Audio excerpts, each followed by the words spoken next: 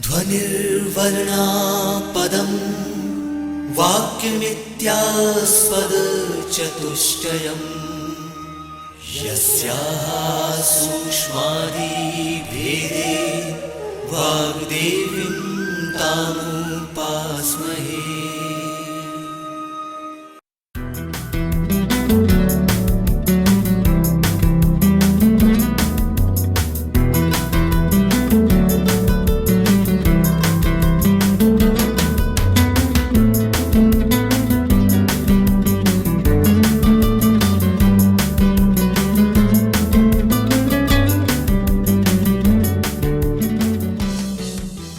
मध्य प्रदेश भोज मुक्त विश्वविद्यालय का इलेक्ट्रॉनिक माध्यम निर्माण और शोध केंद्र EMPRC प्रस्तुत करता है राजनीति शास्त्र विषय पर आधारित ध्वनि कार्यक्रम भारतीय राजनीतिक विचारक गोपाल कृष्ण गोखले।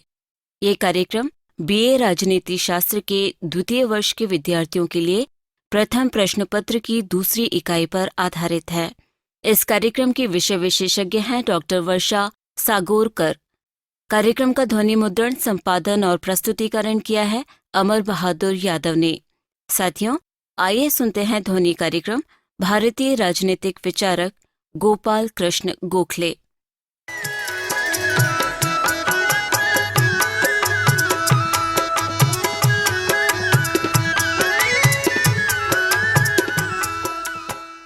नमस्कार साथियों, आज हम गांधी जी के गुरु श्री गोपाल कृष्ण गोखले जी के बारे में बात करेंगे। उनके बारे में, उनके राजनीतिक और सामाजिक विचारों की हम विवेचना करेंगे।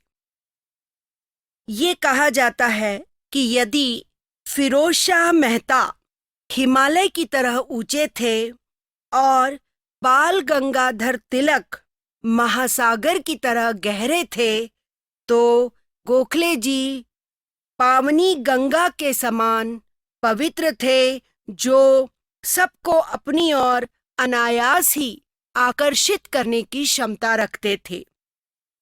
19वीं शताब्दी के उत्तरार्ध में जिन महान नेताओं ने अपने ज्ञान, त्याग और देश के प्रति अनुपम निष्ठा से भारत में एक नई सामाजिक और राजनैतिक चेतना का निर्माण किया या नए आयाम प्रदान किए, उसमें गोपाल कृष्ण गोखले का नाम बहुत ही अधिक श्रद्धा और सम्मान के साथ लिया जाता है। आपको ये भी बता दें कि गोपाल कृष्ण गोखले गांधी जी के गुरु भी कहे जाते हैं और गांधी जी उनसे बहुत अधिक प्रभावित थे। ऐसे महान व्यक्ति का जन्म 9 मई 1866 में महाराष्ट्र के रत्नागिरी जिले में हुआ था और ये सबसे ऊंचे कहे जाने वाले चित्त पावन ब्राह्मण परिवार से थे, जिनमें धार्मिक निष्ठा, शुचिता और पवित्रता को बहुत अधिक महत्व दिया जाता था। उनका आरंभिक जीवन तो बहुत ही अधिक ग्रामीण परिवेश में व्यतीत हुआ। बाद में उनके पिता की मृत्यु हो जाने के कारण बहुत अधिक गरीबी में उनको शिक्षा प्राप्त करना पड़ी और बहुत सारी समस्याओं का सामना भी करना पड़ा।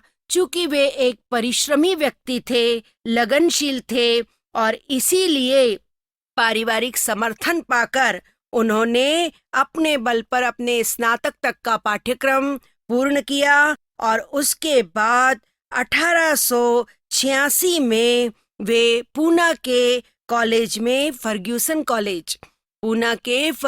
कॉलेज में प्राध्यापक के रूप में नियुक्त हुए और जहां से वे 1902 में प्राचार्य के पद से सेवानिवृत्त हुए।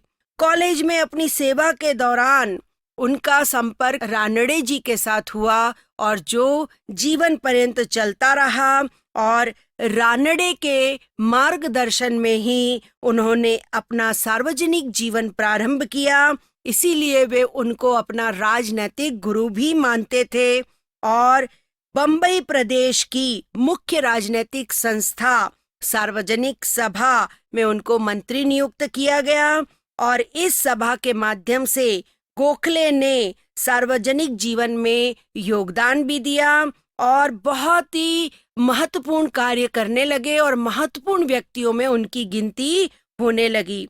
इसके अलावा उन्होंने एक मुख्य पत्र सुधाकर का भी संपादन किया और विधान परिषद के सदस्य भी बने। इतनी कम आयु में किसी व्यक्ति को इतना सम्मान प्राप्त नहीं हुआ और उसी दौरान उनका संपर्क बाल गंगाधर तिलक से हुआ। वे तिलक को बहुत ही अधिक सम्मान की दृष्टि से देखते थे, लेकिन दोनों के विचार अलग थे। गोखले उदारवादी विचारधारा के प्रवर्तक थे और गंगाधर तिलक उग्रवादी विचारधारा के प्रवर्तक थे, लेकिन दोनों ही देश के लिए कार्य कर रहे थे, देश की आजादी के लिए लड़ रहे थे। इसके अलावा 1889 में गोखले ने कांग्रेस में प्रवेश किया और 1895 तक वे बंबई शाखा के मंत्री भी बन गए और कई वर्षों तक अपने पद पर काम करते रहे। और 1892 में जो अधिनियम पारित किया गया था, उसकी कमियों पर उन्होंने प्रकाश डाला। जब 1902 में वे विधान परिषद के सदस्य बने तो अपने स्वयं के अर्थशास्त्रीय ज्ञान के कारण परिषद में उनके भाषण, विशेष रूप से बजट भाषण, बहुत ही अधिक तर्कपूर्ण और आकर्षक होते थे और इसीलिए उन्होंने नमक कर समाप्त करने, अनिवार्य प्रारंभिक शिक्षा को प्रारंभ करने, राजकीय सेवाओं में भारतीयों के प्रति भेदभाव नहीं करने और सरकारी व्यय को कम करने जैसे उपयोगी सुझाव देकर ब्रिटिश सरकार का ध्यान इन विषयों की ओर आकर्षित किया। और 1905 में 39 वर्ष की अवस्था में वे बनारस में आयोजित अखिल भारतीय कांग्रेस के अधिवेशन के अध्यक्ष निर्वाचित हुए। अध्यक्ष की हैसियत से उन्होंने बहिष्कार का समर्थन किया, तथापि ये भी कहा कि इसका प्रयोग तभी किया जाना चाहिए जब हमारे पास कोई दूसरा विकल्प ना हो। 1907 में आयोजित कांग्रेस के सूरत अधिवेशन में तिलक के नेतृत्व में गरम दल और नरम दल का विभाजन हो गया, अर्थात कांग्रेस 2 दलों में विभक्त हो गई। गोखले नरमपंथियों के सर्वोच्च नेता के रूप में अनेक वर्षों तक काम करते रहे। गोखले के विरोध के कारण ही उनके जीवन काल में नरम और गरम दल में कभी भी पुनः एकता स्थापित नहीं हो सकी। गोखले जी ने अनेक बार इंग्लैंड की यात्रा की और लगभग 1897, 1905, 1906, 1908, 1912, 1913 और 1914 इतनी बार उन्होंने इंग्लैंड की यात्रा की और अपने देश की समस्याओं को वहां पर बड़े ही प्रभावशाली ढंग से प्रस्तुत किया। इसके अलावा सन 1909 में मिंटे मार्लो भारत प्रशासनिक सुधार अधिनियम के प्रारंभ का उन्होंने स्वागत किया, किंतु बाद में सुधारों के व्यवहारिक रूप को लेकर घोर निराशा प्रकट करते हुए उन्होंने ब्रिटिश नौकरशाही के अनुदारवादी अड़ियल रुख को लेकर उनकी कटु आलोचना भी की। उसके बाद अंतिम दिन तक वे देश की आजादी के लिए संघर्ष करते रहे और धीरे धीरे उनका विश्वास अंग्रेजों की नेक नियति से घटने लगा और वे उससे बहुत अधिक दुखी हो गए, क्योंकि वे मानते थे कि अंग्रेज बहुत अधिक न्याय प्रिय, अनुशासन प्रिय है। वो निश्चित रूप से भारत की उन्नति के लिए कार्य करेंगे, लेकिन बाद में उनकी नीतियों को देखकर उनका विश्वास धीरे धीरे घटने लगा और 19 फरवरी 1915 को वे मृत्यु को प्राप्त हुए और उन्होंने जो भी योजना बनाई थी उनको राजनैतिक वसीयत का नाम दिया गया। और जब 1919 में मोंट फोर्ट सुधार में इसे आधारशिला मानकर इसके ऊपर कार्य किया गया। जब वे मृत्यु को प्राप्त हुए तो तिलक ने उनके संबंध में कहा था कि भारत का यह रत्न, महाराष्ट्र का महामानव, आंदोलनकारियों का नरेश चिर निद्रा में निमग्न हो गया है, उसे देखो और उसके पद चिन्हों का अनुसरण करने का प्रयत्न करो।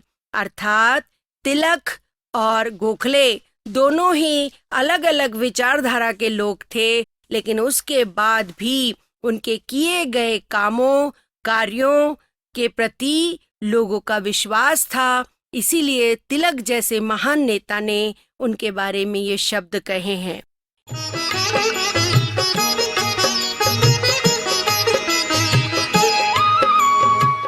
गोखले जी ने बहुत सारे विचारों को प्रकट किया है। मूल रूप से उनके विचार राजनैतिक और सामाजिक अधिक है। सबसे पहले हम उनके राजनीतिक विचारों से रूबरू होंगे कि राजनीति के प्रति उन्होंने क्या विचार व्यक्त किए हैं। सबसे पहला उनका जो राजनैतिक विचार है वह है उदारवाद पर बहुत अधिक विश्वास। चूंकि ब्रिटिश शासन के माध्यम से भारतीय जनमानस का जो पश्चिमी सभ्यता से संपर्क हुआ, उस संपर्क के कारण वह पश्चिमी मुख्यतः ब्रिटिश उदारवादी सिद्धांतों के प्रति आकर्षित हुए और यह कामना करने लगे कि भारत में स्थापित और कार्यरत ब्रिटिश शासन भी उन्हीं उदारवादी सिद्धांतों के अनुसार स्वयं को संचालित कर भारत में भी एक ऐसी ही उदारवादी संस्था या शासन व्यवस्था की स्थापना करेगा जो प्रत्येक व्यक्ति की गरिमा और स्वतंत्रता का आदर करने वाली, विधि के अनुसार शासन संचालित करने वाली, सर्व समानता के अतिरिक्त सामाजिक न्याय के सिद्धांत पर आधारित होगी। अपनी उदारवादी आस्था के कारण भारतीय जनता में इन प्रजातांत्रिक मूल्यों में निष्ठा उत्पन्न कर उसी के आधार पर ब्रिटिश साम्राज्य के एक स्वशासी अंग के रूप में वे भारत का पुनर्निर्माण करना चाहते थे तथा उनके इस कार्य में ब्रिटिश शासकों का भी भरपूर सहयोग मिले, ऐसी उनकी आकांक्षा थी। और इसी कामना को लक्ष्य करते हुए उन्होंने 1902 के बजट भाषण में कहा था कि आवश्यकता इस बात की है, हमें यह अनुभव कराया जाना चाहिए कि हमारी सरकार यद्यपि विदेशी है लेकिन उसकी भावना राष्ट्रीय है और वह भारतीयों के हितों को गौण महत्व देती है और भारतीयों के साथ सम्मानजनक व्यवहार करेगी। तो गोखले की वाणी यह सिद्ध करती है कि वे राजनीतिक विवेक के धनी ही नहीं थे बल्कि एक दूरदर्शी राजनीतिज्ञ भी थे और इसी कारण अंग्रेजों के ऊपर उनका घोर विश्वास था और इसीलिए उनकी धारणा उदारवादी कही जाती है। दूसरा जो उनका राजनीतिक विचार है वह यह है कि ब्रिटिश शासन एवं शिक्षा एक दैविक देन है। वह ये मानते थे कि उनकी जो उदारवादी अवधारणा थी वो ये मानते थे कि जितने भी ब्रिटिश लोग हैं वो भारत के लिए हितकारी है और उन्हें ही निरंतर बनाए रखने के फलस्वरूप भारत के पुनर्निर्माण और विकास का मार्ग प्रशस्त होगा। गोखले के साथ बहुत सारे ऐसे उदारवादी थे जो उनको एक दैविक देन या ईश्वरीय वरदान के रूप में स्वीकार करते थे और उन्हीं के साथ रहकर भारत की प्रगति को संभव मानते थे। इसके कारण वे अंग्रेजों को अपना मार्गदर्शक मानते थे और उनका गुणगान करने में कभी भी नहीं रुकते थे। ब्रिटिश शासन का लक्ष्य इंग्लैंड का लाभ नहीं अपितु भारत का नैतिक और भौतिक कल्याण था। अंग्रेज भारत में एक शासक जाति नहीं बनाना चाहते थे, वे भारत की जनता की इस प्रकार सहायता करना चाहते थे कि दृढ़ता के साथ समानता की स्थापना हो, लोग आगे बढ़े और कालांतर में उच्चतर पाश्चात्य मूल्यों के अनुरूप अपने शासन को चलाने में समर्थ हो सके। इस प्रकार गोखले ये मानते थे कि भारत का कल्याण ब्रिटिश साम्राज्य से संबंध विच्छेद करना नहीं, बल्कि उनके साथ उनके मार्गदर्शन में आगे बढ़ना है। और इसी में भारत की उन्नति है, क्योंकि वे कहते थे कि भावी भारत दरिद्रता, शून्य भविष्य या क्षमा योग्य असंतोष का भारत नहीं होगा, वरन विस्तृत उद्योगों, जागृत शक्तियों, समानता और संपन्नता से पूर्णतः परिपूर्ण सुख और समृद्धि का भारत होगा। मुझे अपने देश की चेतना और उद्देश्य में पूरा विश्वास है। मुझे अपने देश की नागरिकों की क्षमताओं पर पूरा विश्वास है, और ये केवल ब्रिटिश के संपर्क में ही संभव है। यानी हम ये देखते हैं कि उनको एक ईश्वरीय देन मानकर उनके निर्देशन में वे भारत की उन्नति करना चाहते थे। फिर तीसरा जो उनका विचार था वह यह था कि स्वशासन की परिकल्पना। चूंकि मैंने अभी आपको बताया कि वे ब्रिटिश शासन को ईश्वर का वरदान मानते थे, और उन्होंने जो स्वशासन की परिकल्पना की उसमें भारत का ब्रिटिश साम्राज्य से पूरी तरह स्वतंत्र हो जाने का भाव नहीं था। वे ना तो इसे उचित मानते थे और ना ही व्यावहारिक मानते थे। इस दृष्टि से देखा जाए तो स्वशासन से उनका तात्पर्य था कि ब्रिटिश साम्राज्य के अभिन्न अंग के रूप में भारत का एक सम्मानित स्वशासी स्थान सुनिश्चित करना। अतः उनकी जो स्वशासन की परिकल्पना का लक्ष्य था, साम्राज्य के अधीन स्वशासन, यानी ब्रिटिश साम्राज्य से परे नहीं बल्कि ब्रिटिश साम्राज्य के अंतर्गत अपने शासन का निर्माण करना, और इसी आधार पर भारतीय शासन प्रशासन का भारतीयों द्वारा संचालन किए जाने हेतु उसी तरह से संस्थागत, राजनैतिक और सामाजिक सुधारों के भी वे प्रबल समर्थक थे। यानी जैसा ब्रिटिश बताएंगे उसके आधार पर हमारे यहाँ पर सभी प्रकार की संस्थाओं का निर्माण होगा। और उन्होंने अपनी स्वशासन की जो व्याख्या की है वो इस प्रकार है कि मैं चाहता हूँ कि मेरे देश के लोगों की स्थिति उनके देश में वैसी ही हो जैसी अन्य लोगों की अपने देश में है। मैं बिना किसी जाति एवं संप्रदाय के प्रत्येक स्त्री और पुरुष के पूर्ण विकास का समर्थक हूँ। मैं चाहता हूँ कि उन पर इस दृष्टि से किसी भी प्रकार का अप्राकृतिक प्रतिबंध ना लगाया जाए। मैं चाहता हूँ भारत संसार के महान देशों में राजनैतिक, धार्मिक, साहित्यिक, वैज्ञानिक, औद्योगिक एवं कला के क्षेत्र में उपयुक्त स्थान धारण करे, और मैं यह भी चाहता हूँ कि सभी आदर्श भारत ब्रिटिश साम्राज्य के अंतर्गत रहते हुए प्राप्त करे। मुख्य रूप से वो जो बात कहते थे वो ये कहते थे कि इंग्लैंड में जितनी भी प्रतियोगी परीक्षाएं आयोजित होती है उन सभी उच्च पदों पर जाने वाली नियुक्तियों का आधार परीक्षा होनी चाहिए और उसमें सभी को अवसर प्रदान किए जाने चाहिए। दूसरा ये कि भारत में जो भारत मंत्री की परिषद या वायसराय की कार्यकारिणी परिषद थी उसमें भारतीयों को पर्याप्त प्रतिनिधित्व दिया जाना चाहिए। केंद्रीय और प्रांतीय परिषदों का विस्तार, उनमें जनता को वास्तविक ढंग से प्रभावशाली प्रतिनिधित्व दिया जाना चाहिए, और स्थानीय स्वायत्त संस्थाएं और नगर पालिकाओं की शक्ति में वृद्धि की जानी चाहिए, और उनके कार्यों में अवांछित सरकारी हस्तक्षेप नहीं होना चाहिए। अर्थात इस प्रकार की उन्होंने स्वशासन की कल्पना की थी। अगला जो उन्होंने विचार राजनीतिक प्रकट किया है वह है कि नौकरशाही की निरंकुश प्रवृत्ति का वे विरोध करते थे। गोखले जी ब्रिटिश प्रशासन संचालन में नौकरशाही की जो अनुत्तरदायित्वपूर्ण निरंकुश कार्य पद्धति थी, उसके वे घोर विरोधी थे और उनके इस कार्य व्यवहार के कारण ब्रिटिश शासन द्वारा भारतीयों की उपेक्षा की जा रही थी, ऐसा ये मानते थे।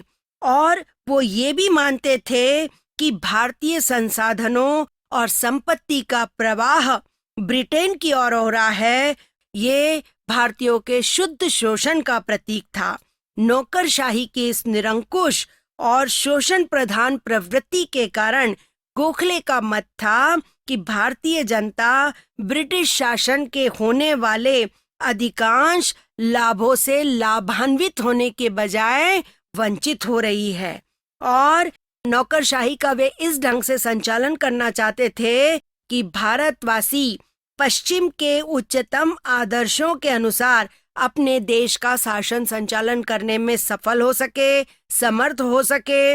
इस तरह उन्होंने ब्रिटिश नौकरशाही में परिवर्तन करने की मांग को बार बार दोहराया, उसकी आवश्यकता पर बल दिया और इसी के आधार पर नौकरशाही में जो बुराइयां थी उसको समाप्त करने से ही भारत का विकास संभव है, ऐसा उनका मानना था।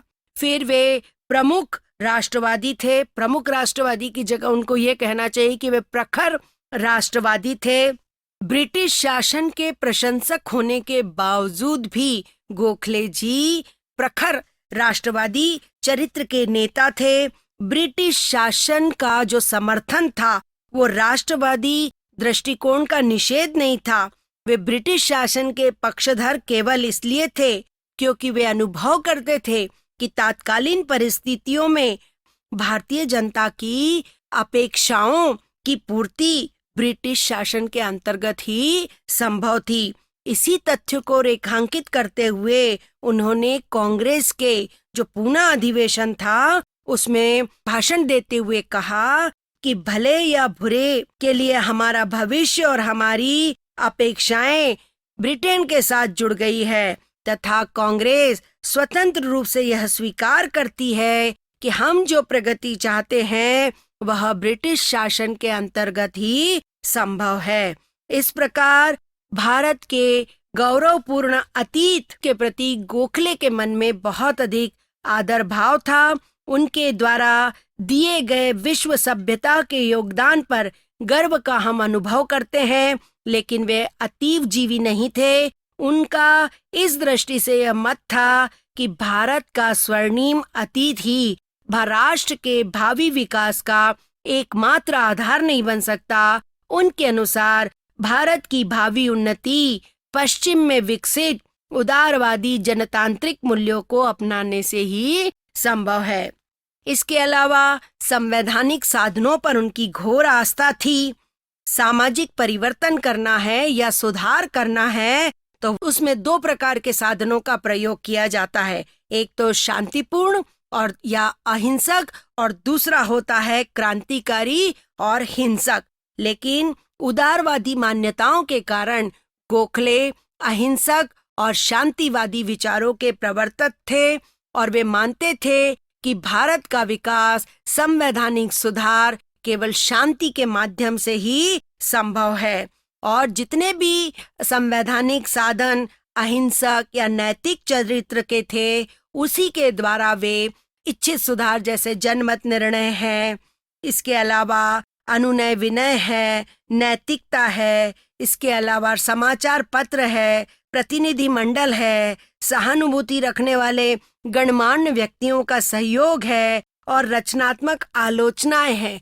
ये सब संवैधानिक तरीके थे जिसके ऊपर गोखले जी का विश्वास था और गोखले ने शासन तंत्र के विरुद्ध युद्ध करने हेतु संवैधानिक मार्ग अपनाया। उनका मानना था कि तथ्यों और तर्कों के आधार पर अपनी बात को मनवाया जा सकता है, समझा बुझाकर लोगों की विचारधारा में परिवर्तन किया जा सकता है और इसलिए इसी प्रकार का सुधार भारत में किया जाना चाहिए। इसके अलावा जो उनका विचार था वो स्वदेशी आंदोलन का समर्थन करते थे। अन्य राष्ट्रवादियों की तरह गोखले भी स्वदेशी आंदोलन के समर्थक थे। स्वदेशी आंदोलन यानी देश के प्रति भक्ति और स्वदेशी की अवधारणा उनके लिए नैतिक और भौतिक दोनों प्रकार से मायने रखती थी। वह भारतीय जनता की आत्मनिर्भरता की आकांक्षा और आत्मसम्मान के प्रति चेतना दोनों के ही प्रतीक और अभिव्यक्ति थी।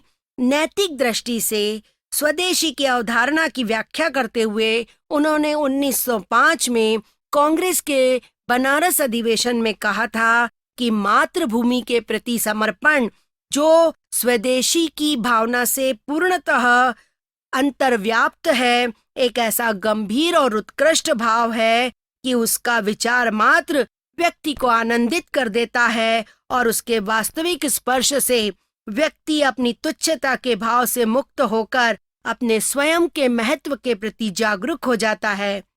आज भारत में यह सर्वोपरि आवश्यकता है कि स्वदेशी के प्रति समर्पण इस भाव को प्रत्येक व्यक्ति के हृदय में, चाहे वो राजा हो, चाहे रंक हो, छोटा हो, बड़ा हो, संचारित किया जाना चाहिए, क्योंकि यह उन्हें देश के लिए बलिदान करने की स्वेच्छापूर्ण विचार का अभ्यस्त बनाता है और उसमें देशभक्ति की भावना डालकर देश के प्रति वीरता से ओतप्रोत कर देता है।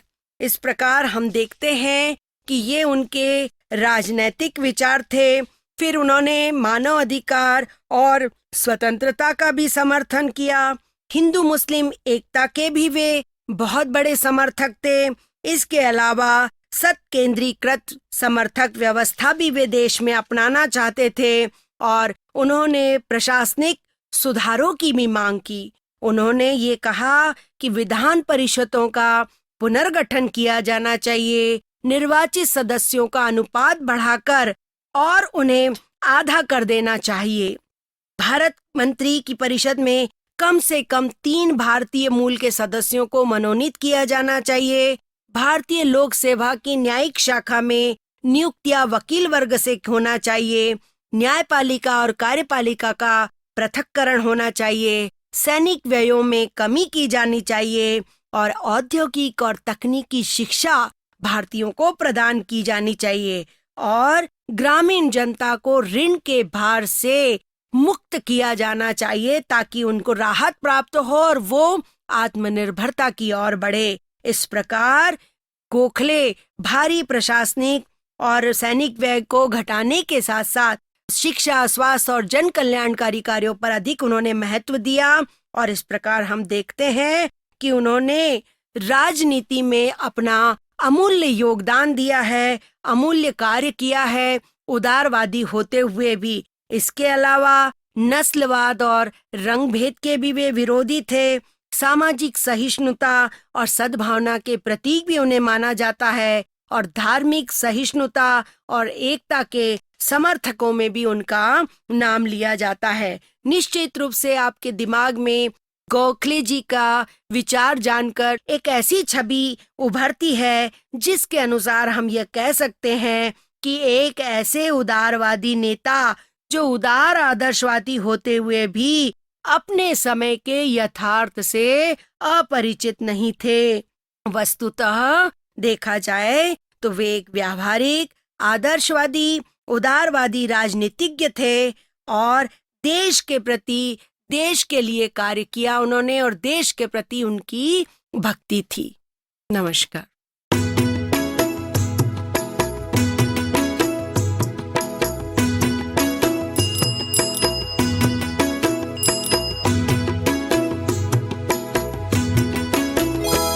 अभी आप सुन रहे थे राजनीति शास्त्र विषय पर आधारित ध्वनि कार्यक्रम भारतीय राजनीतिक विचारक गोपाल कृष्ण गोखले। इस कार्यक्रम की विषय विशेषज्ञ एवं वार्ताकार थी डॉक्टर वर्षा सागोरकर। निवेदिका थी अनुराधा। इस कार्यक्रम का ध्वनि मुद्रण, संपादन और प्रस्तुतिकरण किया अमर बहादुर यादव ने। ये कार्यक्रम मध्य प्रदेश भोज मुक्त विश्वविद्यालय के इलेक्ट्रॉनिक माध्यम निर्माण और शोध केंद्र EMPRC द्वारा निर्मित किया गया।